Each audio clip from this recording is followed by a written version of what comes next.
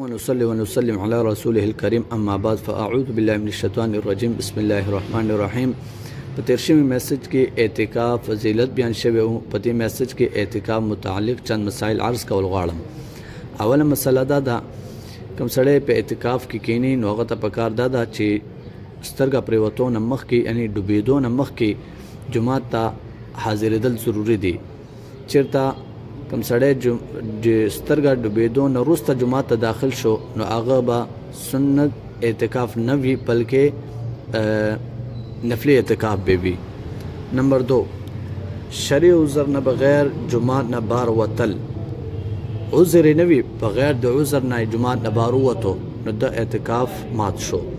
نمبر 3 کوم سړی روزه کې نه وستا اعتکاف په حالت کې یا روزه یې شو او مات کړه او ماتاولی شرعي عذر په وجه باندې وا یا بغیر د عذر نه وا نو هغه سړی هم اعتکاف مات شو. نمبر 4 حالت په اعتکاف کې د ښځې سره مباشرت کول یعنی خپل کورواله وکړي خپل ښځې سره نو هم اعتکاف مات شو. نمبر 5 کومه ښځه په اعتکاف کې ناسته وي او هغوی حرامیش کما ناروغتۍ راځي هغه ناروغتۍ جاری شوه نو هم هغې ښځې اعتکاف مات شو.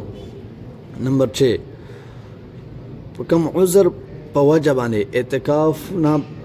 اعتکاف د زینه یا جماعت نه بار ووتو ضرورت نه ډیر وخت ولګاو نو هغه هم اعتکاف مات شو.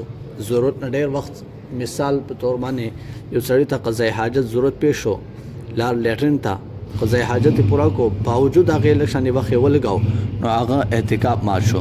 همداسې او داسته ضرورت پیښ شو او داسې وکړو او داس نه باوجود لږ شانې وخت په زول تیر کو نو هغه سړی اعتکاف مات شو. دا دی اعتکاف متعلق چند مسائل وو. چیرته الله دې نه کی کم سړی اعتکاف مات شي نو هغه متعلق څه کول پکار دی هغه قضا څه ده تاسو به علماء سره رابطه کوئ او اعتکاف په حالت کې کوم مسائل ضرورت پیښ شو نو علماء سره هغه متعلق تعلق ساتئ. جزاکم الله خیر.